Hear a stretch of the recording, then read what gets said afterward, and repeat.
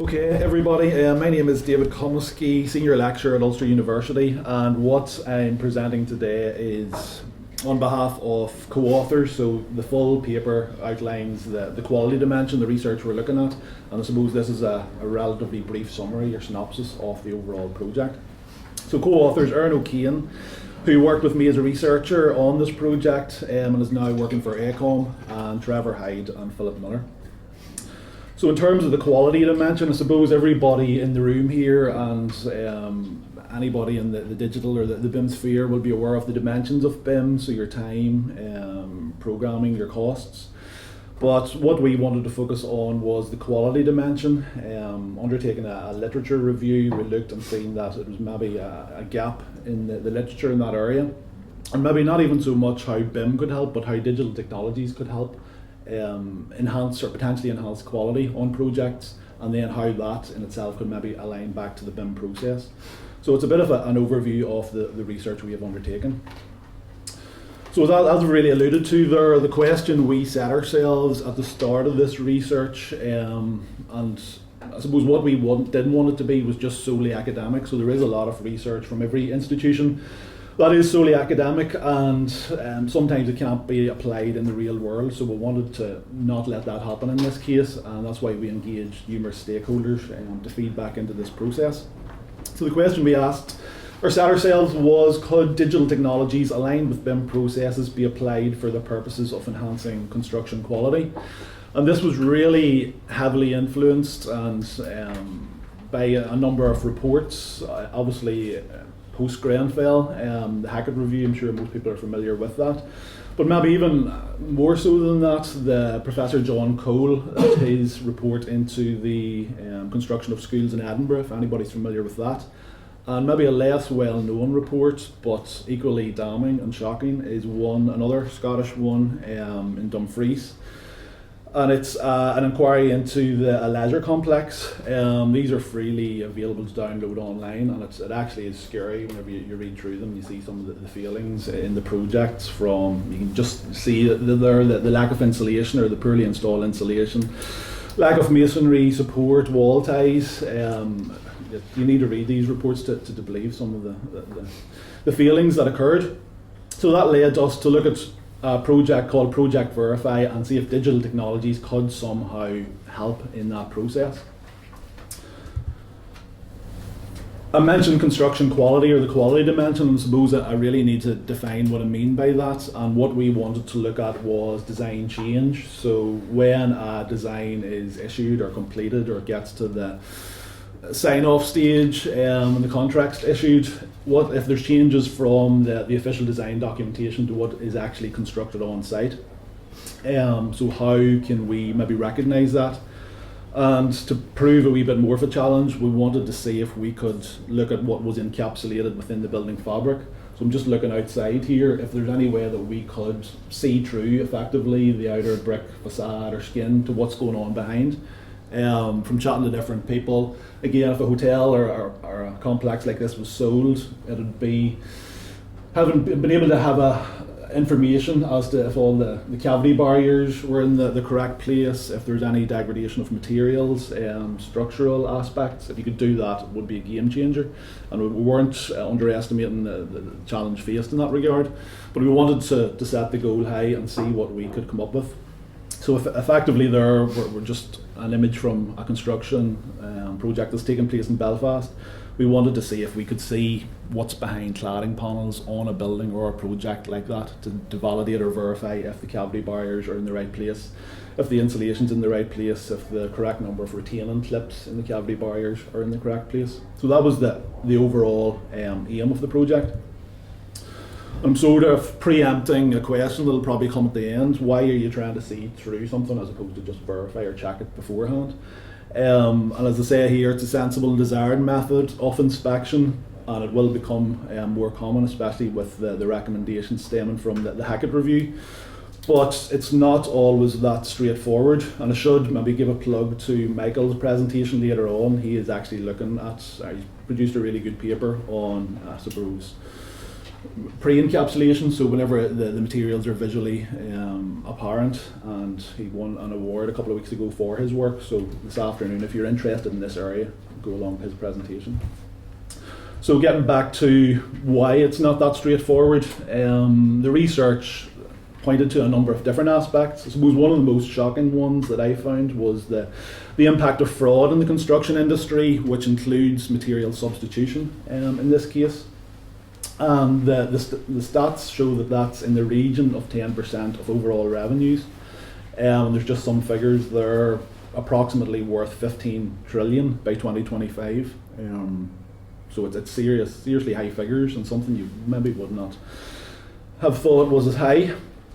Other issues on site, obviously scaffolding on the way, maybe the building being enclosed, so it's more difficult to inspect and see and visually see what's going on in the project. Workmanship issues as well, so they are difficult to spot at times. These images have been taken from Dr. Barbara Lane's report in the aftermath of the Grenfell quarry. So she undertook an investigation excuse me, to look at maybe some of the failings, some of the things that potentially went wrong. Again, a really interesting report that's freely available online, but some of the images here, these are just a couple, where you have a horizontal cavity barrier positioned vertically, so just issues in terms of cavity barriers and fire stops, and maybe workmanship or just lack of knowledge in some cases, maybe when that was being installed. There's other images here showing intumescent strip with bits cut out of it, so again that's having an overall impact on the fire strategy of that project. So some of these visually on a very large scale project, they could easily be missed. So we were trying to see if there was a way of picking those sorts of aspects up. And other things we found was material degradation over time. So studies have shown that insulation, different types of insulation board, if they repeatedly get damp and then dry out, that can have an impact on the material. Again, with your cavity barriers, the incorrect number of restraining clips in place. Over a period of time, the cavity barrier can sag, and that can potentially lead to a gap behind it should a fire occur. We don't know what issue that would cause, but these are the potential issues we wanted to look at. So this work aligns with the Centre for Digital Built Britain. They published their DCOM, so Digital Compliance Strategy, a number of months back, and our research very much aligns to that. So we were in consultation with the folk in the centre, Tom Beach, who led this strand of the research, and we hope maybe some of the conversations we had led to what's included here. And they have set out a research need for continuous checking of assets after they have been constructed over a period of time for validation or verification. So I suppose that's all really high level, but before we got into looking at the technologies and trying to work out how can we actually achieve this, we needed to gather some data to see what extent of quality failings there are in the industry and what areas do we need to look at in more detail. So just rewind at that point, and we worked with the Chartered Institute of Architectural Technologists to undertake a survey to gather data in terms of quality issues on site and what we felt and their members felt were the biggest issues. So our overall aim in the data collection stage was to better understand the inadequacies relating to build quality and the potential for digital technologies to assist. So what we did, we undertook an online survey and followed that up with a focus group, or 4 focus groups, 1 UK based and 3 based in Canada. We wanted to look at the international dimension as well. I suppose it tied in with the research visit I had to the University of British Columbia, their BIM topics lab. So whilst there, I wanted to pick the brains of industry and see if they face similar challenges. The number of respondents, so this was sent out to, 1,400 approximately chartered architectural technologists or members, and there was an approximate 10% response rate. So you have a decent amount of data there, 140 responses to work with. So some of the headline figures, this is all in the paper, but just some of the headline figures that stood out to me. A lot of this isn't surprising, maybe the stats, the figures are slightly surprising that they're so high in some instances, but we had to quantify what we were doing in some way, so this was a way of doing it. So a question was asked in relation to deviation between what is designed and detailed at the technical design stage and what is constructed on site. So based on their experiences inspecting work, going on site visits, their substantial industry knowledge, how prevalent they thought or felt that was. So there's two different figures here. The 79.6 is essentially the UK-based practitioners.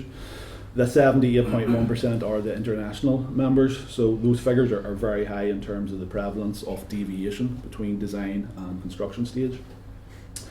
Again, have you visited sites where work has been covered and it's been unable to fully inspect it? Again, from working in practice, I know this happens all the time, but we needed to quantify that in some way, and I was a wee bit surprised that maybe the figures were just as high as that. And those figures again that occurrence was extremely prevalent in the majority of cases.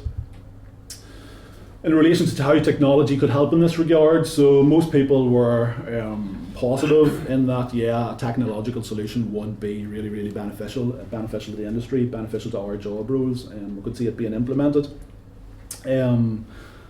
And the second one there was looking at, the detailing on site or maybe the workmanship had a negative impact in relation to fire safety, energy performance. So it's a lot of the things we expected beforehand, but it was good to quantify, as I said.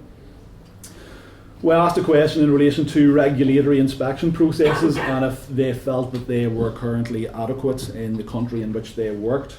And again, the majority responded negatively to that. And I suppose just a summary maybe point, there was universal acceptance of issues with construction quality, recognition of the potential of digital technologies to help in this regard, and then we asked some more BIM or digital technology specific questions. So what type of data would you like to see captured, or do you think needs to be captured in a digital twin essentially model? Going down to the level of detail of specific insulation types, type of cavity closures, etc. And the majority felt that information was critical moving forward.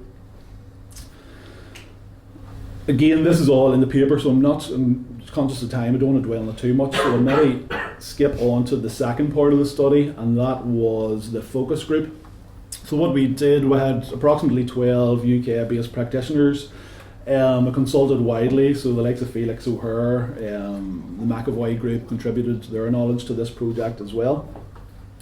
So we used a failure mode and effect analysis, which really means that as part of the focus group, I presented 8 common-ish construction defects, or what we considered to be common defects. So visually represent them so everybody understood what it is we were asking. We then got them to evaluate those in terms of the likelihood of the occurrence on site, and then the severity if that failing did occur. So based on that and the numeric figures assigned to each, we could classify them as either low risk, moderate risk, high risk, or unacceptable. And as I said, it says on the slide, the aim was to create a benchmark for common construction defects against which technological solutions could be evaluated. So just sort of high level responses from that. You can compare the UK results to the Canadian results. So the 8 areas we looked at were material substitution in terms of fire stopping or cavity barriers, material substitution or replacement in terms of insulation types, similarly for cladding, gaps between cavity barriers in the facade, a ventilated facade, gaps between insulation materials, incorrect dimensional gaps, again for cavity barriers, and then missing and damaged components. And again, maybe some of the figures here were quite surprising in terms of the unacceptable nature of some of these failings, and these are all highly respected, regarded, knowledgeable industry professionals with experience behind them that provided these results, so there is a degree of rigour behind it. So what we have done, or what we are doing, to fast forward in terms of the technological solution. So we have the data now to back this up, to say there is an issue there, to identify the key areas to look at.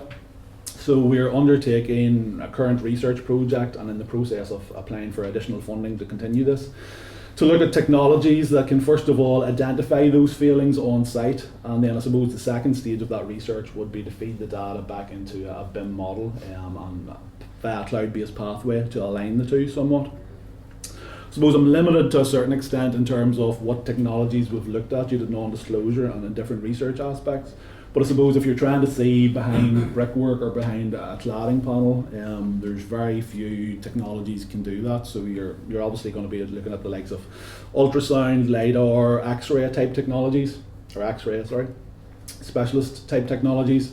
And what we have found at the minute, still work in progress, but the trial results that have come back, we're working with a company in the States to undertake some pilot stage testing. The responses are positive so far in terms of being able to see behind a cladding panel in this case, potentially differentiate using algorithms, artificial intelligence, different materials or different material groupings, so your insulation, your vertical and horizontal cavity barrier, to differentiate between them. And potentially again look at defects in the construction, missing materials, gaps between materials, missing retaining clips. So I suppose that's where we're at this stage. It's probably a separate paper, a separate presentation to focus on the technologies themselves. But the first stage in the work was really to do the groundwork, get the quantitative data out there, and then hopefully maybe this time next year I can share all the technologies we've looked at with you and the results we've found to date. Conscious of time, so I'll maybe leave it there and leave a few minutes for questions. Yeah, All right. thanks Thank you. for that.